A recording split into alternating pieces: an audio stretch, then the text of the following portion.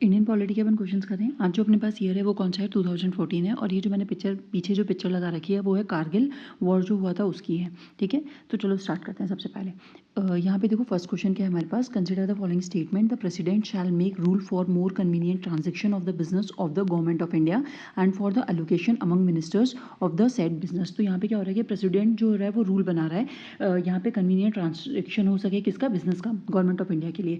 तो ये जो होता है ना, ये जो है ना आर्टिकल 77 के अंदर conduct of business of government of India के अंदर मेंशन है।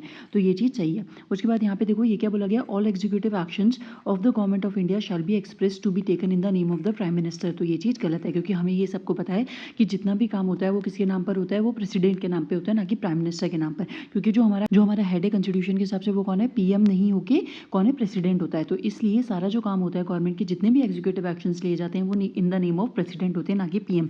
तो सेकंड वाला रॉन्ग है। सेकंड रॉन्ग है तो ये वाला ऑप्शन गया, ये वाला ऑप्शन गया, हमें देखना था करेक्ट। तो इसलिए इसका आंसर क्या हो जाएगा, ओनली 1। तो आंसर है ऑप्शन ए। बात समझ में आ रही है। ये तो बहुत सिंपल सा क्वेश्चन था, इसमें ज़्यादा कुछ है नहीं। उसके बाद नेक्स्ट वाला क्वेश्चन देखते हैं हमारा क्या है।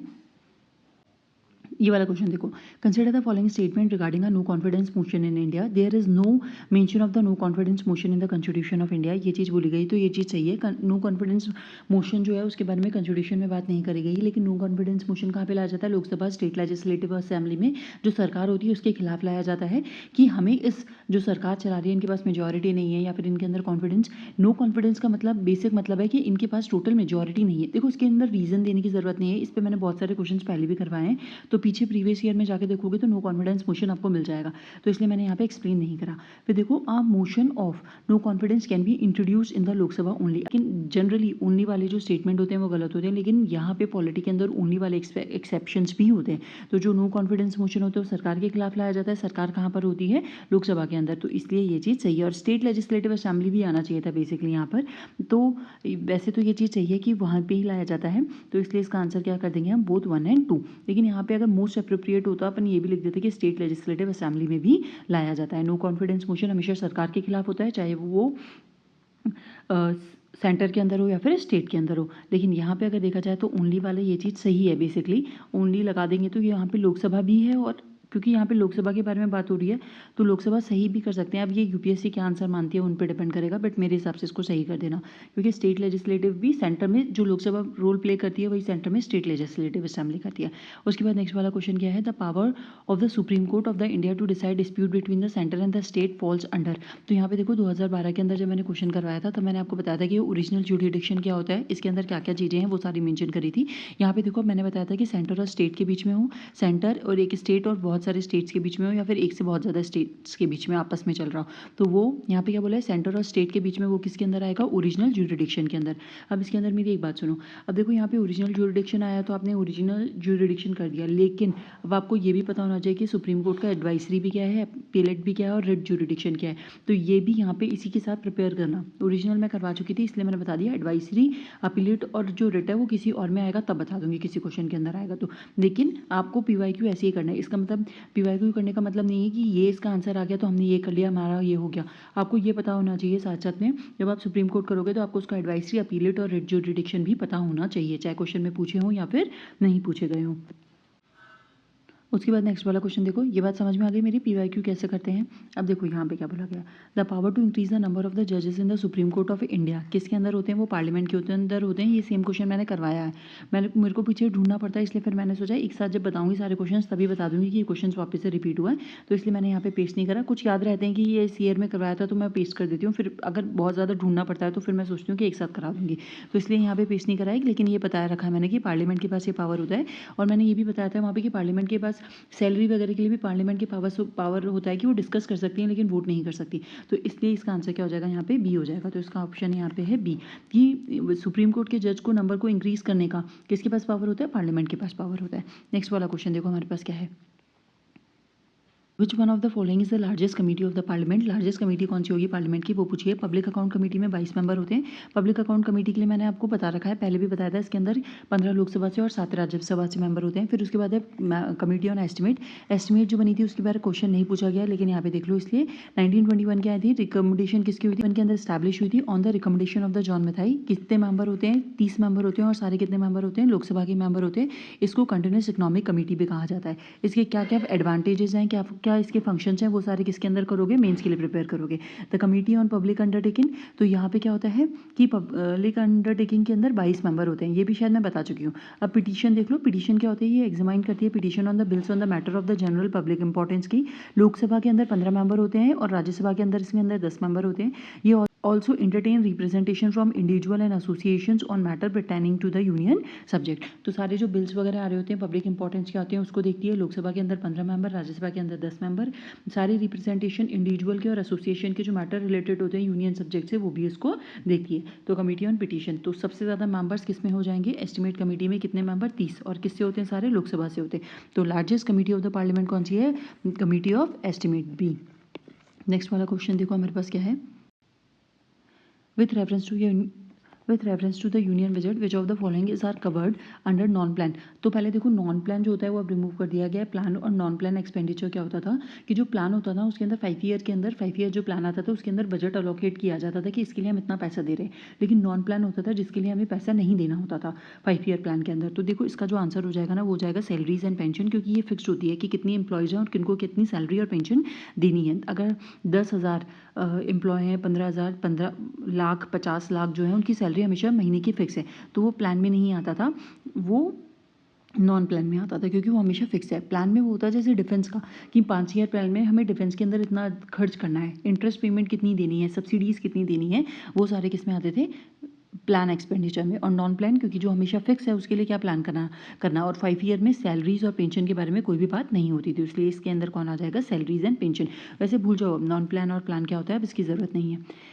Which one of the following schedule of the Constitution of India contains provisions regarding anti defection? ये 10th है। 10th शेड्यूल के अंदर दे रखा है कि कौन से हैं, सेकंड, 8th और 5th आपको याद होने चाहिए किसके अंदर है। सेकंड के अंदर क्या है, ओथ्स वगैरह हैं। 8th के अंदर क्या है, लैंग्वेजेस हैं। उसके बाद 5th के अंदर क्या है हमारे पास, 5th के हमारे पास है शेड्यूल एरियाज, और 10th के अंदर क्या है, एंटी डिफेक्शन लॉ है। तो ये चीज़ आपको पता होनी चाहिए। और एंटी डिफेक्शन लॉ किस एक्ट से और कौन सी ईयर में इंट्रोड्यूस करा गया था, इसके अंदर क्या होते हैं वो सारी चीज़ें पता होनी चाहिए। एंटी डिफेक्शन पे एक चैप्टर है लक्ष्मीकांत में।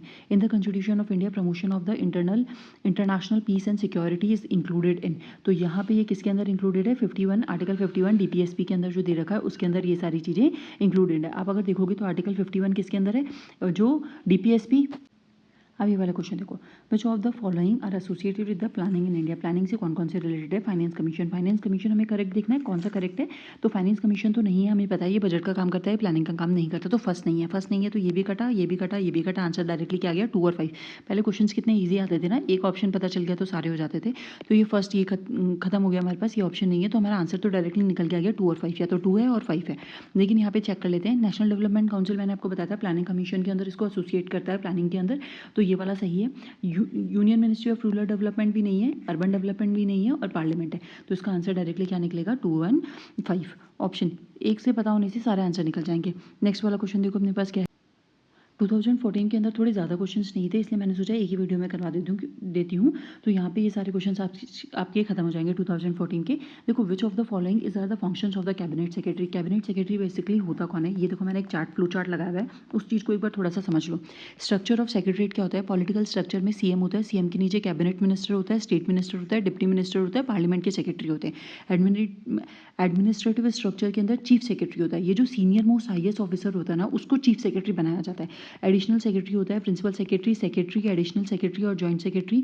फिर होता है डेप्यूटी सेक्रेटरी, अंडर सेक्रेटरी और असिस्टेंट सेक्रेटरी। तो ये सारा जो आईएएस होते हैं ना धीरे धीरे प्रमोशन करके जो हाईएस्ट प्रमोशन पे पहुंच जाते हैं वो चीफ सेक्रेटरी के पद पे पहुंच जाते हैं, तो उस चीज़ को बोला जाता है। अब ये हाईएस्ट होता है तो हमसे पूछा गया है कि इनके क्या क्या फंक्शंस होते हैं, वो चीज़ दे रखा है। देखो सबसे पहले क्या बोला है, preparation of the agenda for the cabinet meeting, ये सही है, ये भी काम जो कैबिनेट सेक्रेटरी होता है उनका ही होता है। फिर सेक्रेटरियल असिस्टेंट, जो कैबिनेट कमेटी अगर आप पढ़ोगे ना कमेटी के अंदर तो वहाँ पे ये चीज़ इनका रोल मेंशन होगा। तो यहाँ पे भी आपको वो देख लेना, ये लक्ष्मीकांत के अंदर मेंशन है कि कैबिनेट कमेटी में असिस्ट करते हैं। तो ये दोनों क्वेश्चन हो जाएंगे, ये दोनों स्टेटमेंट सही हो जाएंगे। Allocation of the financial resources to men, ये काम ये नहीं करते, जो पैसे का काम है, या तो फाइनेंस कमीशन देखेगा, या फिर इलेक्शन फाइनेंस कमीशन देखेगा, स्टेट फाइनेंस कमीशन देखेगा, या फिर जो कमिटीज़ बनाई जाती हैं वो देखेंगी। तो ये काम ये नहीं करेगा, बिल्कुल भी नहीं होगा फाइनेंस बजट का। तो अगर आपको हटाना हो तो 3 को तो वैसे ही हटा दो, तो ऑल ऑफ दिस नहीं होगा, 1 भी है और 2 भी है, तो इसलिए इसका आंसर ऑप्शन क्या हो जाएगा, सी हो जाएगा। तो ध्यान रखना ये पॉजिटिव चीज़ के अंदर है, लेकिन allocation of the financial resources ये इसके पावर में नहीं है। तो यहाँ पर ये किसके पावर में होगा, जो भी बजट से रिलेटेड होंगी, जो भी पैसे से रिलेटेड कमेटी होंगी, फाइनेंस कमीशन होगा, उनके काम होगा ये सारा। ठीक है, तो ये गलत हो जाएगा, तो इसलिए इसका आंसर क्या हो जाएगा, 1 एंड 2। उसके बाद नेक्स्ट वाला क्वेश्चन देखो हमारे पास क्या है। कंसिडर द फॉलोइंग स्टेटमेंट को कंसिडर करना है। The constitutional government is one. Constitutional government क्या होती है, जो कॉन्स्टिट्यूशन के हिसाब से गवर्न करा जाता है। तो देखो यहाँ पे हमसे पूछा गया है कि इनमें से कौन सा करेक्ट है इसके अंदर। तो यहाँ पे अगर आप देखोगे तो इसके अंदर क्या है, place effective restrictions on individual liberty in the interest of the state authority. ये चीज़ गलत है। देखो अपने प्रियम्बल के अंदर भी दे रखा है liberty of the thoughts, expression, faith, belief, religion, worship. तो ये जो लिबर्टी है वो इंडिविजुअली तो है, वर्कशिप किसको करना है, हमारे क्या थॉट्स हो सकते हैं, तो वो लिबर्टी के बारे में बात करें। तो स्टेट अथॉरिटी रिस्ट्रिक्शंस लगाना ये बिल्कुल भी नहीं है, कॉन्स्टिट्यूशन में मेंशन नहीं होता।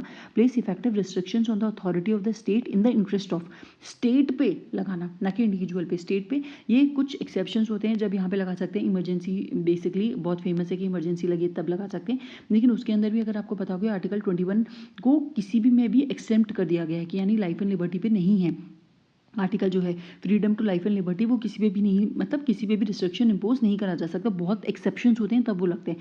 ठीक है, तो यहाँ पर स्टेट पे लगा सकते हैं इंडिविजुअल लिबर्टी के लिए। तो ये थोड़ा सा एनालिटिकल क्वेश्चन है, तो यहाँ पे ये चीज़ तो गलत है, ये वाले सही है। कॉन्स्टिट्यूशनल गवर्नमेंट में कॉन्स्टिट्यूशन स्टेट पे ये बैरियर लगा सकती है कि वो इंडिविजुअल लिबर्टी को क्रॉस नहीं कर सकता। इसका एक एग्जाम्पल ही मुझे अभी एकदम से याद नहीं आ रहा है। स्टेट पे जैसे फंडामेंटल राइट्स है, फंडामेंटल राइट्स में उन्होंने लगा रखे हैं कि फ्रीडम टू इक्वल, जैसे आपको क्या बताऊं कि फंडामेंटल राइट में आर्टिकल 15 है या फिर 16 है, 17 है, जिसके अंदर अनटचेबिलिटी की बात कर रखी है। तो जहाँ पे आप डिस्क्रिमिनेशन नहीं कर सकते, तो स्टेट पे रिस्ट्रिक्शंस है, लेकिन किसके इंटरेस्ट में, इंडिविजुअल लिबर्टी के इंटरेस्ट में। तो याद रख लेना कि स्टेट पे जो कॉन्स्टिट्यूशनल है, जैसे आर्टिकल 14, 15 हो गए, 16 हो गया, तो इनमें स्टेट पे रिस्ट्रिक्शंस लगाए जा रहे हैं, किसके लिए, इंडिविजुअल लिबर्टी के लिए। तो यहाँ पर इसलिए इसका आंसर क्या हो जाएगा, 2 ओनली। तो ऑप्शन होगा अपना 2, आंसर इज 2। इसको थोड़ा सा समझो कि कॉन्स्टिट्यूशनल गवर्नमेंट क्या है, जिसमें फंडामेंटल राइट्स मेंशन है, जिसमें डीपीएसपी मेंशन है, जो राइट दे रहे हैं किसको, स्टेट को, किसी में। और फंडामेंटल राइट्स क्या कर रहे हैं, रिस्ट्रिक्शंस लगा रहे हैं इस पर। जो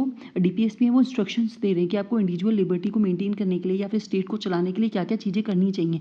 तो वही चीज़ है कि रिस्ट्रिक्शंस लगाया जा रहा है बेसिकली किस पे, स्टेट पे, और किसके लिए, पर्सन्स के लिए। ठीक है, डेमोक्रेसी हमेशा किसके लिए होती है, to the people, by the people, for the people. Abraham Lincoln ने ये चीज़ दिया था, वर्ल्ड हिस्ट्री पढ़ोगे तब देखोगे ये चीज़। तो यहाँ पर इसका आंसर क्या हो जाएगा, ऑप्शन बी। नेक्स्ट वाला क्वेश्चन देखो हमारे पास क्या है। इस क्वेश्चन को थोड़ा सा समझो। इस क्वेश्चन में क्या पूछा गया हमसे कि which of the following are the discretionary power of the governor of the state. Governor जो है स्टेट का, उसके पास क्या क्या पावर है। सबसे पहली बात तो है sending a report to the president of India for imposing the president rule. जब भी प्रेसिडेंट रूल लगना होता है आर्टिकल 356 के अंदर, तो वो रिपोर्ट भेजता है प्रेसिडेंट को कि इस स्टेट में प्रेसिडेंट रूल लगाना है। तो ये चीज़ सही है, फर्स्ट सही है। अब थोड़ा सा ऑप्शन पे आते हैं। फर्स्ट सही है, तो ये वाला ऑप्शन गया मेरा, ऑल ऑफ दीज हो सकता है, या तो ये होगा, या तो ये होगा, या तो ये होगा। अपॉइंटिंग द मिनिस्टर्स, अब इसको थोड़ा सा होल्ड पे रखते हैं। वो अपॉइंट नहीं करता डायरेक्टली, पीएम उनको कहता है, या फिर जो चीफ मिनिस्टर होता है वो कहता है, फिर वो उनको अपॉइंट करते हैं। ठीक है, उनके हैंड, उनके सील के अंदर होता है ये चीज़, ऐसा कह सकते हैं, उनके अंडर होता है, उनके प्लेजर ऑफ द प्रेसिडेंट के अंदर मिनिस्टर होल्ड करता है ऑफिस। बेसिकली वो अपॉइंट करते हैं, उसको थोड़ा सा होल्ड करते हैं। तो यानी कि थर्ड पे चेक करते हैं, reserving certain bills pass by the state legislature for the consideration of the president of India.